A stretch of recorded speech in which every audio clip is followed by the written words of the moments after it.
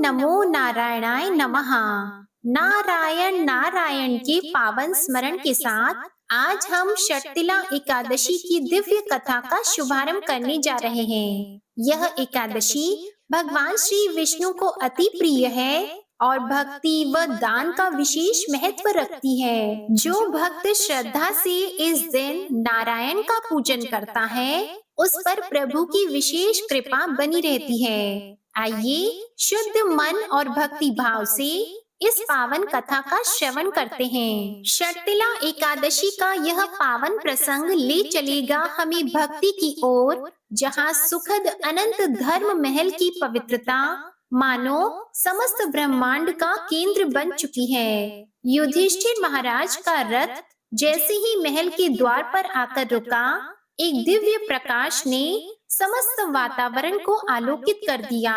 महल के आंगन में भगवान श्री कृष्ण अपने अद्भुत तेज और मुस्कान के साथ विराजमान हैं। उनकी उपस्थिति से ऐसा लगता है मानो समय थम गया हो और समस्त सृष्टि उनके चरणों में नतमस्तक हो। युधिष्ठिर महाराज ने अपने मन की गहरी जिज्ञासाओं को लेकर भगवान श्री कृष्ण के चरणों में शीश झुकाया। अब उनके मन में यह प्रश्न था कि षटतिला एकादशी का क्या महात्म्य है और इसे मनाने का सही मार्ग क्या है। भगवान श्री कृष्ण ने अपनी मधुर वाणी में मुस्कुराते हुए कहा, हे धर्मराज, षटतिला एकादशी केवल एक व्रत नहीं बल्कि आत्मा को शुद्ध करने का मार्ग है। इसके पीछे छुपे गूढ़ रहस्य को सुनो और इसे अपने जीवन में धारण करो। भगवान के मुख से निकलने वाले शब्द मानो अमृत की धारा बनकर बहने लगे। सभी देवता, ऋषि, मुनि और युधिष्ठिर महाराज भगवान की इस पावन कथा को सुनने के लिए एकाग्र होकर बैठ गए और यहीं से आरंभ होती है षटतिला एकादशी की महिमा और कथा, जो भक्ति, दान और आत्मा शुद्धि का संदेश देती है। एक बार युधिष्ठिर महाराज ने पूछा, हे जगन्नाथ, हे श्री कृष्ण, हे आदि देव, हे जगतपते, माघ मास के कृष्ण पक्ष में कौन सी एकादशी आती है और उसे किस प्रकार करना चाहिए? उसका फल क्या होता है? हे महाप्राज्ञ, कृपया इस विषय में आप कुछ कहिए। तब भगवान श्री कृष्ण ने कहा, हे राजन, माघ मास के कृष्ण पक्ष की एकादशी षटतिला नाम से विख्यात है। सब पापों को हरण करने वाली एकादशी की कथा मुनि श्रेष्ठ पुलस्त्य ने दालभ्य मुनि को कही थी। अब वह कथा तुम भी सुनो। एक बार दालभ्य मुनि ने पूछा, हे मुनिवर, मृत्यु लोक में रहने वाला हर एक जीव पाप कर्म में रत है। उन्हें नरक यातना से बचाने के लिए कौन सा उपाय है? कृपया आप वह कथन कहें। तब पुलस्त्य जी कहने लगे, हे महाभाग, आपने लोक हित के लिए बहुत अच्छी बात पूछी है, तो सुनो।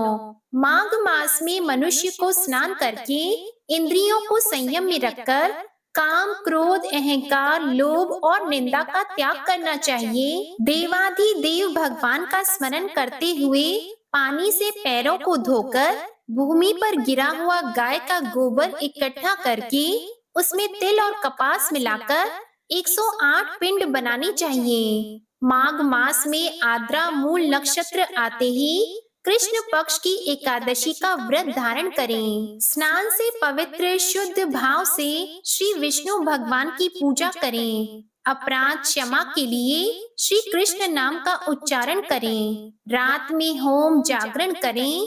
चंदन, कपूर, अर्बजा और भोग दिखाकर शंख, चक्र, पद्म और गदा धारण करने वाले श्री हरि विष्णु की पूजा करें। बारंबार श्री कृष्ण के नाम के साथ कुम्हड़, नारियल और बिजौरे के फल अर्पण करके विधि पूर्वक अर्घ दें। दूसरी सामग्री का अभाव हो तो 100 सुपारियों के उपयोग द्वारा भी पूजन और अर्घ दान किया जा सकता है। अर्घ का मंत्र इस प्रकार है, हे सच्चिदानंद स्वरूप श्री कृष्ण, आप बड़े दयालु हैं। हम आश्रयहीन जीवों के आप आश्रय दाता हैं। हे पुरुषोत्तम, हम इस संसार सागर में डूबे हुए हैं। कृपया आप प्रसन्न हो। हे विश्व भावन, आपको हमारा वंदन है। हे कमल नयन, हम आपको प्रणाम करते हैं। हे सुब्रमण्यम, हे महापुरुष, हे सभी के पूर्वज, आपको प्रणाम है। हे जगतपते, लक्ष्मी जी के साथ आप इस अर्घ को स्वीकार कीजिए। इसके बाद ब्राह्मणों की पूजा करके उन्हें पानी से भरा घड़ा देना चाहिए। साथ में छाता, चप्पल और वस्त्र भी अर्पण करें। इस दान द्वारा भगवान श्री कृष्ण प्रसन्न हो, ऐसा कहते हुए दान करना चाहिए। अपनी परिस्थिति के अनुसार श्रेष्ठ ब्राह्मण को काली गाय दान में देनी चाहिए। हे द्विज श्रेष्ठ, विद्वान पुरुष को चाहिए कि वह तिल से भरा हुआ पात्र भी दान करें। उन तिलों के बोने पर उनसे जितनी शाखाएं पैदा हो सकती हैं, उतने हजार वर्षों तक वह स्वर्ग लोक में प्रतिष्ठित होता है। तिल से स्नान करना, तिल का उबटन लगाना, तिल का हवन करना, तिल डाला हुआ जल पीना, तिल दान करना, तिल का भोजन में उपयोग करना, इस प्रकार 6 कार्यों में तिल का उपयोग करने से इसे षटतिला एकादशी माना जाता है, जो पाप हारिणी है। एक बार षटतिला एकादशी की महिमा सुनने देवर्षि नारद भगवान श्री कृष्ण के पास आए। तब भगवान श्री कृष्ण ने कहा कि एक ब्राह्मण स्त्री थी, ब्रह्मचर्य का पालन करते हुए वह भगवान की आराधना करती थी। अनेक प्रकार की तपस्या के कारण वह बहुत दुर्बल हो गई थी। उसने बहुत दान दिए, परंतु उसने ब्राह्मण और देवताओं को अन्न दान नहीं किया था। अनेक प्रकार के व्रत और तपस्या करने से वह शुद्ध हो गई थी, परंतु भूखे लोगों को उसने कभी अन्न दान नहीं किया था। हे ब्राह्मण, उसकी परीक्षा लेने के लिए मैंने एक ब्राह्मण के रूप में उस साध्वी के घर जाकर भिक्षा मांगी। तभी उस ब्राह्मणी ने पूछा, हे ब्राह्मण, सत्य कहिए कि आप कहाँ से आए हैं? मैंने सुनकर अनजान बनते हुए उसे कोई उत्तर नहीं दिया, तो उसने क्रोध में भिक्षा पात्र में मिट्टी डाल दी। उसके बाद में अपने धाम लौट आया। अपनी तपस्या के प्रभाव से वह ब्राह्मणी मेरे धाम में वापस आई। उसे संपत्तिहीन, स्वर्णहीन, धान्यहीन सिर्फ एक सुंदर महल मिला। इतने सुंदर महल में कुछ ना पाकर वह अस्वस्थ और क्रोधित होकर मेरे पास पूछने आई। कहने लगी, हे जनार्दन, सब व्रत और तपस्या करके मैंने श्री विष्णु की आराधना की, परंतु मुझे धन धान्य क्यों नहीं प्राप्त हुआ? तब मैंने कहा, हे साध्वी, तुम भौतिक विश्व से यहाँ आई हो, अब तुम अपने घर लौट जाओ। तुम्हें देखने देवताओं की पत्नियां आएंगी। उन्हें षटतिला एकादशी की महिमा पूछकर पूरा सुनने के बाद ही दरवाजा खोलना, अन्यथा नहीं। यह सुनकर ब्राह्मणी घर वापस आई। एक बार ब्राह्मणी दरवाजा बंद करके अंदर बैठी हुई थी, तब देव पत्नियां वहां पर आकर कहने लगी, हे सुंदरी, हे ब्राह्मणी, हम तुम्हारे दर्शन करने आए हैं, कृपया दरवाजा खोलो। तब ब्राह्मणी ने कहा, आपको मुझे देखने की इच्छा है तो कृपया षटतिला एकादशी की महिमा का वर्णन करें, तभी मैं दरवाजा खोलूंगी। उस समय एक देव पत्नी ने उसे वह महात्म्य बताया। महात्म्य सुनने के बाद ब्राह्मणी ने दरवाजा खोला।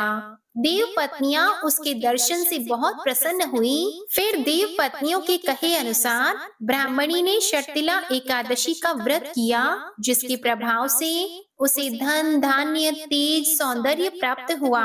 धन धान्य संपादन करने की लोभ दृष्टि से यह व्रत कभी नहीं करना चाहिए। इस व्रत के पालन से अपने आप गरीबी, दुर्भाग्य नष्ट हो जाता है। जो कोई भी इस तिथि को तिल दान करेगा, वह सब पापों से मुक्त हो जाएगा।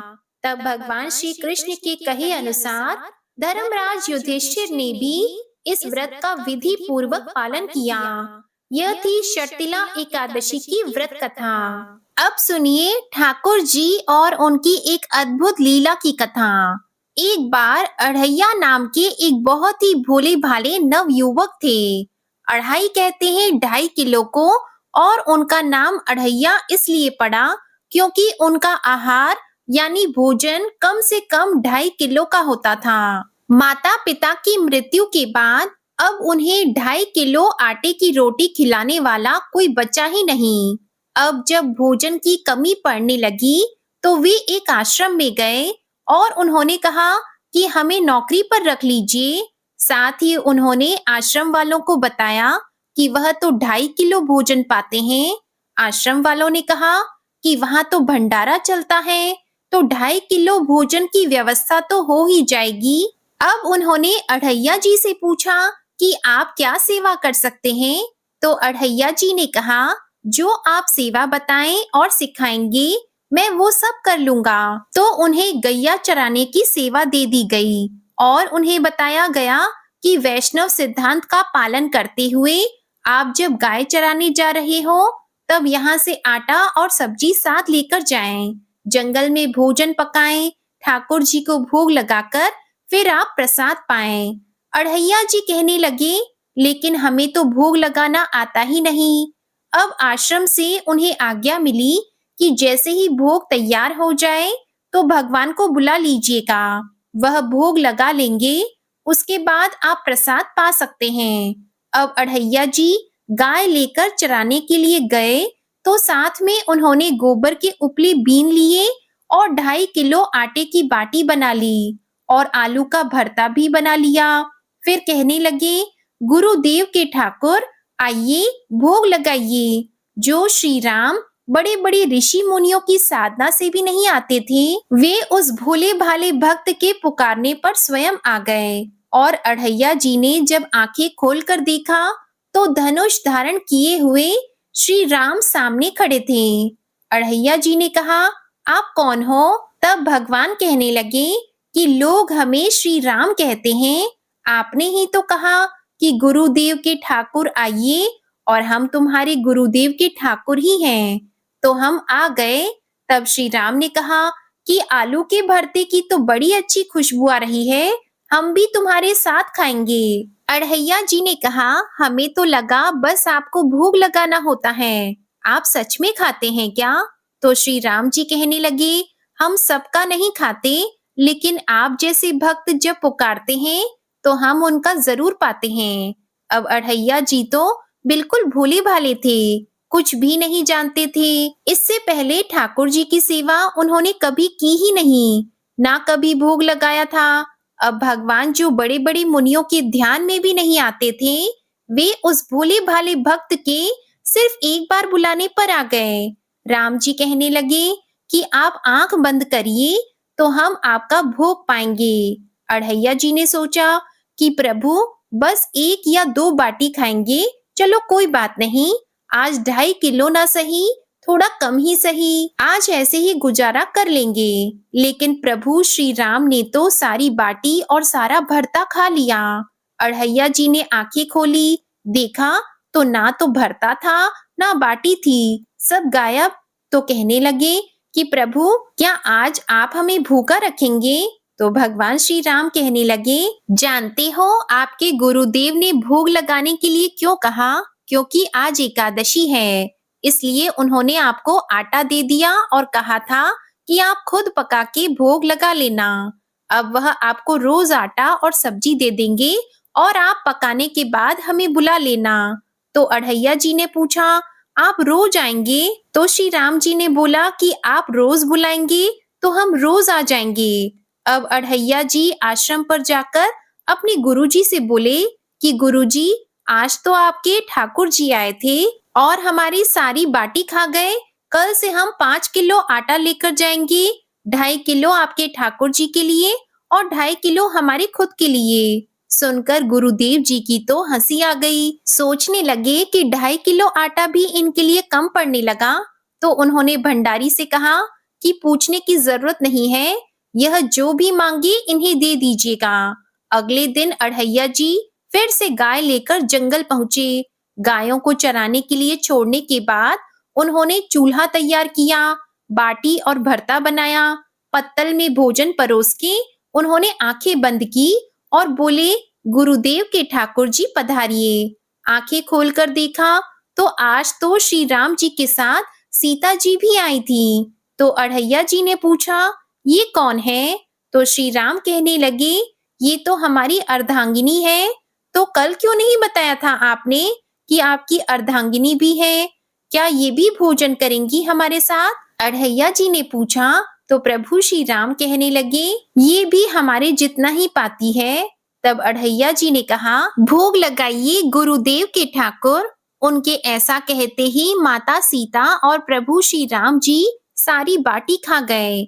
अब अढ़ैया जी आश्रम में गए और गुरुदेव से कहने लगे कि गुरुदेव, कल से 7.5 किलो आटा लगेगा। आज तो आपके ठाकुर जी अपनी पत्नी को भी साथ लेकर आए थे। आश्रम में किसी को भी उनकी बातों पर विश्वास नहीं हो रहा था। उन्हें लगा कि शायद अढ़ैया जी गायों को भी बाटी खिला देते होंगे। अब आज्ञा हुई कि उन्हें 7.5 किलो आटा दे दिया जाए। अगले दिन उन्हें बाटी बनाते बनाते दोपहर के 3 बज गए। पत्तल में परोसकर उन्होंने बोला, हे गुरुदेव के ठाकुर पधारो। इस बार श्री राम तो अपने साथ लखन जी और माता सीता जी दोनों को लेकर आ गए। अढ़ैया जी ने फिर पूछा, आज ये कौन आ गए आपके साथ? तब श्री राम जी बोले, इन्हें नहीं जानते, ये तो हमारे छोटे भाई हैं। तो अढ़ैया जी बोले, अगर आप पहले बता देते तो हम व्यवस्था करके आते। अब जितना भोजन मैंने बनाया उतना तो हम सबके लिए कम पड़ जाएगा। तो श्री राम जी ने लक्ष्मण जी से कहा कि बहुत सरल भक्त हैं, तुम नाराज मत होना। जब वे तीनों चले गए भोजन पाकर, तो अढ़ैया जी ने पत्तलों में से जो झूठन बची थी वह खुद खा ली। आज उनको एक अद्भुत आनंद महसूस हुआ। अगले दिन वे फिर से आश्रम से 10 किलो आटा मांगने लगे। उन्होंने बताया कि गुरुदेव, आज तो आपके ठाकुर जी के साथ एक गोरे गोरे भाई भी आए थे। अब गुरुदेव जी सोच रहे थे कि भला इस भोले भाले भगत को श्री राम जी, सीता जी और लखन जी का अनुभव कैसे हो सकता है। अढ़ैया जी ने आज 10 किलो आटा लिया, जंगल गए, बाटी बनाई और फिर बोले, गुरुदेव के ठाकुर पधारो। आज तो उन्होंने देखा कि आज तो साथ में विशाल गदा लिए हनुमान जी भी आ गए। अब उन्होंने राम जी से पूछा, आज ये कौन है? तो श्री राम जी कहने लगे, ये तो हमारे प्रिय सेवक हैं, हनुमान जी। तो अढ़ैया जी ने कहा, प्रभु, अगर एक बार में ही बता देते कि आपके कुल में कितने लोग हैं, तो हम उतने ही भोजन का इंतजाम करके आते। आप एक बार बता तो दीजिए कि कुल कितने लोग हैं, तो हम अपने गुरुदेव जी से जाकर कह देंगे ये सब बातें। अढ़ैया जी श्री राम जी से कह रहे थे। तब श्री राम जी ने हनुमान जी से कहा, गुस्सा मत होना, ये बहुत ही निराला भक्त है हमारा। अब कोई बात नहीं, जितना भोजन था वह सभी को पवाना था। तो अढ़ैया जी ने सबसे कहा कि प्रसाद पाइए प्रभु। सबने प्रसाद पाया और जो बच गया था वह सब हनुमान जी ने खत्म कर दिया। आज फिर वापस जाकर अढ़ैया जी ने गुरुदेव से कहा, गुरुदेव, कल से तो आप मुझे 5 किलो आटा और दे दीजिएगा। आज तो आपके प्रभु के साथ एक विशाल सेवक भी आए थे। अढ़ैया जी की बातें सुनकर गुरुदेव को आज बहुत ही रोमांच हुआ। उन्होंने सोचा कि क्या प्रभु सच में करुणा करके इस भक्त को दर्शन दे रहे हैं। उन्होंने सोचा कि अगली बार ये वापस आए तो मैं इनकी परीक्षा लूंगा। इस बार वो 15 किलो आटा लेकर गए, बाटी बनाई और फिर बोले, गुरुदेव के ठाकुर पधारो। अब राम जी पधारे, साथ में आज 2 और लोग भी थे। तो उन्होंने श्री राम जी से पूछा, प्रभु, अब ये कौन है? तो राम जी कहने लगे, ये तो हमारे 2 और भाई हैं, भरत और शत्रुघ्न। फिर से आज सबने प्रसाद पाया। अब अढ़ैया जी वापस आश्रम में आ गए तो गुरुदेव से कहा, गुरुदेव, कल से तो 20 किलो वाली आटे की बोरी ही दे दीजिएगा। अब आपके ठाकुर जी के साथ इतने और ठाकुर आते हैं कि वो तो सब कम पड़ जाता है, और आपके तो इतने ठाकुर हैं, फिर तो हम उनके लिए अब दिन भर भोग ही बनाएंगे। अब अगले दिन वह बहुत सारी व्यवस्था करके गए, आटे की बोरी भी लेकर गए, जंगल में ले जाकर गैयों को चरने के लिए छोड़ दिया और एक पेड़ के नीचे सारी सामग्री रख दी। लेकिन आज उन्होंने कुछ भी नहीं पकाया और आवाज लगाई, गुरुदेव के ठाकुर पधारिए। अब प्रभु श्री राम आ गए। आए तो कहने लगे, आज तो कुछ भी खुशबू नहीं आ रही है। क्यों, कुछ बनाया नहीं क्या? तो अढ़ैया जी बोले, प्रभु, आपके साथ तो आपकी पत्नी है, सेवक हैं। इतने दिन से आप हमारे हाथ का प्रसाद पा रहे हैं, आज हम आपके हाथ का पाना चाहते हैं। अब तो प्रभु ने सीता जी की तरफ देखा कि यह तो बहुत अलबेला भक्त है। सीता जी अनंत सामर्थ्यशाली हैं और सभी शक्तियों की स्वामिनी हैं। अढ़ैया जी ने प्रभु से कहा, प्रभु, हमने ना लकड़ी और ना ही उपला इकट्ठा किया है। आपके ये जो सेवक हैं, इनसे कहिए ये भी तो कुछ करें। तो श्री राम जी ने हनुमान जी से उपला और लकड़ियां इकट्ठा करने को कहा, लक्ष्मण जी को चूल्हा जलाने को कहा और मैया सीता जी भोजन पका रही थी। तब उन्होंने प्रभु से कहा कि आप भोजन बनाइए, तब तक हम गैयों को इकट्ठा करके आते हैं। अब वो भागकर आश्रम में गए और गुरुदेव से बोले कि गुरुदेव, आज तो हमने आपके ठाकुर के पूरे परिवार को फंसा लिया है। आज तो सारे ठाकुर मिलकर रोटी और बाटी बना रहे हैं। गुरुदेव चलिए, जल्दी चलिए। गुरुदेव, आपको शंका होती थी ना, आज आप उनके हाथ से बना भोजन ग्रहण कीजिए। अब गुरुदेव ने सोचा, ये तो पागल आदमी है। राम जी जो बड़े बड़े योगियों के ध्यान में भी नहीं आते, वह भला कैसे गंवार आदमी जिसको कोई नाम तक नहीं जपना आता था, कोई ग्रंथ पढ़ना नहीं आता था, उसके भला सामने कैसे आ सकते हैं? लेकिन उन्होंने सोचा कि भगवान की दयालुता पर तो संशय करना ही नहीं चाहिए। चलकर देख लेते हैं सच्चाई क्या है। गुरुदेव निरंतर भजन परायण थे, तो प्रभु के दर्शन के अधिकारी तो थे ही। अब जब वे वहां पहुंचे तो वहां तो पूरा का पूरा राम दरबार उपस्थित था। अब उन्होंने प्रभु के चरणों में साष्टांग प्रणाम किया और कहने लगी, प्रभु, ये आपकी लीला समझ में नहीं आई। तब भगवान ने कहा कि देखो, जो ज्ञानी भक्त है, मैं अत्यंत तर्क के द्वारा भी उनकी पकड़ में नहीं आता। जो विद्वान है, उनकी विद्वता मुझे छू नहीं सकती, लेकिन जो दीन है, जो भोले हैं, उनके सामने मैं अपनी दिव्यता और महानता को भूल जाता हूँ। देखो, तुम्हारे इस भक्त की आज्ञा पर हमारा पूरा परिवार इनकी सेवा में लगा हुआ है। ऐसा कहकर प्रभु श्री राम, गुरुदेव जी और उनके भक्त अढ़ैया जी को दर्शन देकर कृतार्थ कर अपने परिवार सहित वहीं अंतर ध्यान हो गए। तो अढ़ैया जी में कोई नाम जप या कोई पूजा पाठ की दिनचर्या तो थी नहीं, लेकिन उन्होंने अपने गुरुदेव की हर आज्ञा का पालन किया। गुरुदेव जी ने उनको जैसी शिक्षा दी, उसका पालन उन्होंने सही से किया, तभी तो उन्हें इतनी आसानी से प्रभु मिल गए। तो हमें गुरु की आज्ञा पालन तो अवश्य करना चाहिए और हम सब के जीवन में कोई ना कोई गुरु तो अवश्य होने चाहिए। ये थी आज की कथा। प्रेम से बोलिए सियापति श्री रामचंद्र जी की जय। अब सुनिए तुलसी माता की कथा। एक बार एक छोटी सी लड़की थी। जब वह थोड़ी बड़ी हुई तो उसे समझ आने लगा और तब से ही वह तुलसी माता की पूजा किया करने लगी। उसका हर दिन का नियम था कि तुलसी माता का पूजन करने के बाद ही वह भोजन ग्रहण करती। जब वह लड़की विवाह के लायक हुई तो एक दिन उसके माता पिता ने उसके लायक लड़का ढूंढकर उसका विवाह करवा दिया।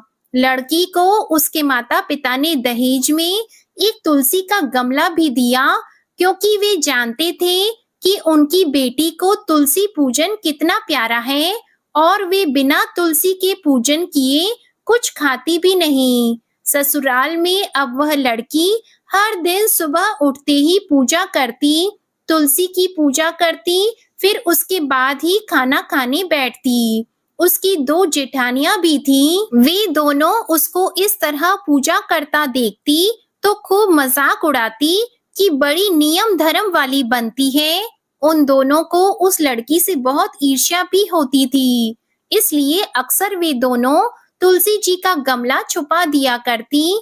वह लड़की बड़ी मुश्किल से ढूंढ ढांड कर वह गमला लाती, अच्छे से साफ करती और फिर पूजा करती और उसके बाद ही कुछ खाती थी। आए दिन उस लड़की की जेठानियां उसे सताने लगी और तुलसी का गमला छुपा दिया करती। किसी तरह से ढूंढकर वह तुलसी का गमला लाती और एक दिन तो उसकी जेठानियों ने क्या किया कि तुलसी का वह गमला ही दूर फेंक दिया।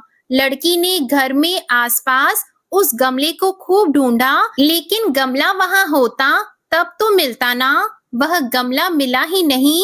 ढूंढ ढांड कर वह लड़की बहुत परेशान हो गई, इतना दुखी हो गई कि जब उसने तुलसी जी की पूजा ही नहीं की तो उसने खाना भी नहीं खाया, क्योंकि उसका रोज का नियम जो था, अब जब नियम टूटा तो वह बहुत उदास हो गई। उस लड़की की सच्ची भक्ति देखकर इधर तुलसी माता उस पर बहुत प्रसन्न हो गई और उसके कमरे में अचानक तुलसी माता का गमला प्रकट हो गया। अगले दिन सुबह जब वह लड़की सोकर उठी तो उसने क्या देखा कि उसकी चारपाई के चारों कोनों पर तुलसी माता का गमला आ गया है। अब तो यह देखकर लड़की बहुत खुश हो गई और सोचने लगी कि अब तो मेरी तुलसी माता को कोई चुरा नहीं सकेगा, कोई तुलसी का गमला छुपा नहीं सकेगा। पूजा करने के लिए भी मुझे अब कहीं और नहीं जाना पड़ेगा। अब तो मेरी तुलसी माता को कोई फेंक भी नहीं सकेगा। यह सोचकर बहुत खुश हो गई और जल्दी से उठकर उसने स्नान किया और तुलसी माता की पूजा कर ली। पूजा करने के बाद जब वह खाना खाने बैठी तो उसकी जेठानियां उसका मजाक उड़ाने लगी, कहने लगी, लो देवरानी का नियम धर्म पूरा हो गया। दरअसल उन्होंने ऐसा इसलिए कहा क्योंकि उन्होंने तो जानबूझकर तुलसी का गमला बहुत दूर फेंक दिया था और उन्हें यह लग रहा था कि देवरानी ने आज तुलसी की पूजा नहीं की और बिना पूजा किए ही खाना खाने बैठ गई। तब दोनों जेठानियां देवरानी को ताना देते हुए कहने लगी, हो गया तुम्हारा नियम धर्म, पूरा कर ली तुमने तुलसी की पूजा। तो देवरानी धीरे से बोली, हाँ मैंने पूजा कर ली। जेठानी कहने लगी, अरे कहाँ से कर ली पूजा, गमला तो हमने फेंक दिया था। ऐसा कहकर जेठानी हंसने लगी। तो देवरानी ने कहा, देख लो मेरे कमरे में जाकर खाट पर तुलसी जी लगी हुई है। अंदर जाकर जेठानियों ने देखा तो बहुत शर्मिंदा हुई और बोली, देवरानी तुम्हारी भक्ति में बहुत सच्चाई है, हमने तुम्हें बहुत परेशान किया, हमें क्षमा कर दो। तब भोली भाली देवरानी ने अपनी जेठानियों को क्षमा कर दिया और तब से देवरानी और जेठानी मिलकर तुलसी जी की पूजा करने लगी और उनके घर में सुख समृद्धि के भंडार भर गए और उनके सभी दुख दूर हो गए। हे तुलसी माता, जैसे निर्मल बुद्धि आपने जेठानियों की और जैसे उन सबके घर में सुख समृद्धि के भंडार भरे, वैसे ही इस कथा को कहने और सुनने वाले सभी भक्तों के घर में भरना।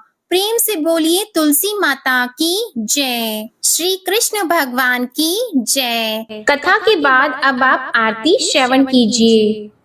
ओम जय एकादशी माता, मैया जय एकादशी माता। विष्णु पूजा व्रत को धारण कर, विष्णु पूजा व्रत को धारण कर, शक्ति मुक्ति पाता। ओम जय एकादशी माता। तेरे नाम गिनाऊं देवी, भक्ति प्रदान करनी, मैया भक्ति प्रदान करनी। गण गौरव की देनी, गण गौरव की देनी, माता शास्त्रों में वरनी। ओम जय एकादशी माता। मार्गशीर्ष की कृष्ण पक्ष की उत्पन्ना विश्व तारिणी जन्मी, मैया उत्पन्ना विश्व तारिणी जन्मी। शुक्ल पक्ष में हुई मोक्षदा, मुक्तिदाता बन आई। ओम जय एकादशी माता। पौष के कृष्ण पक्ष की सफला नामक है, सफला नामक है। शुक्ल पक्ष में होए पुत्रदा, आनंद अधिक रहे। ओम जय एकादशी माता। नाम षटतिला माघ मास में कृष्ण पक्ष आवे, मैया कृष्ण पक्ष आवे, शुक्ल पक्ष में जया कहावे, शुक्ल पक्ष में जया कहावे, विजय सदा पावे। ओम जय एकादशी माता। विजया फागुन कृष्ण पक्ष में शुक्ला आमल की, मैया शुक्ला आमल की, पाप मोचनी कृष्ण पक्ष में चैत्र महाबली की। ओम जय एकादशी माता। चैत्र शुक्ल में नाम कामदा धन देने वाली, मैया धन देने वाली, नाम वरूथिनी कृष्ण पक्ष में, नाम वरूथिनी कृष्ण पक्ष में, वैशाख माह वाली। ओम जय एकादशी माता। शुक्ल पक्ष में होई मोहिनी, अपराज्येष्ठ कृष्ण पक्षी, नाम निर्जला सब सुख करनी, नाम निर्जला सब सुख करनी, शुक्ल पक्ष रखी। ओम जय एकादशी माता। योगिनी नाम आषाढ़ में जानो, कृष्ण पक्ष करनी, देव शयनी नाम कहायो, शुक्ल पक्ष धरनी। ओम जय एकादशी माता। कामिका श्रावण मास में आवे, कृष्ण पक्ष कहिए, श्रावण शुक्ला होए पवित्रा, आनंद से रहिए। ओम जय एकादशी माता। अजा भाद्रपद कृष्ण पक्ष की परिवर्तिनी शुक्ला, इंद्रा आश्विन कृष्ण पक्ष में, इंद्र आश्विन कृष्ण पक्ष में, रत से भवसागर निकला। ओम जय एकादशी माता। पापंकुशा है शुक्ल पक्ष में, आप हरनहारी, रमा मास कार्तिक में आवे, सुखदायक भारी। ओम जय एकादशी माता। देवोत्थानी शुक्ल पक्ष की, दुख नाशक मैया, मैया दुख नाशक मैया, पावन मास में करूं विनती, पावन मास में करूं विनती, पार करो नैया। ओम जय एकादशी माता।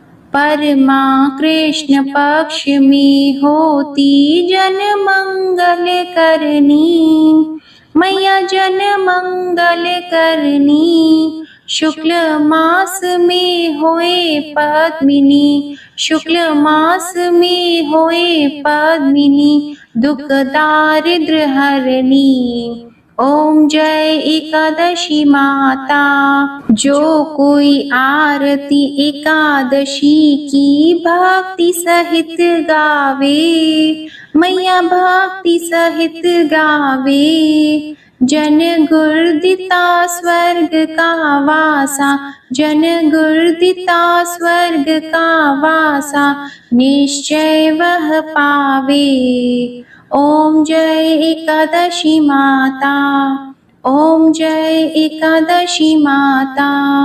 ओम जय एकादशी माता। प्रेम से बोलिए एकादशी माता की जय। प्रेम से बोलिए श्री लक्ष्मी नारायण भगवान की जय। आज की कथा और आरती पसंद आए तो वीडियो को लाइक करना मत भूलिएगा और साथ ही चैनल को भी सब्सक्राइब करिएगा। कमेंट में एकादशी माता की जय जरूर लिखिएगा। प्रेम से बोलिए भगवान विष्णु जी और माता लक्ष्मी जी की जय।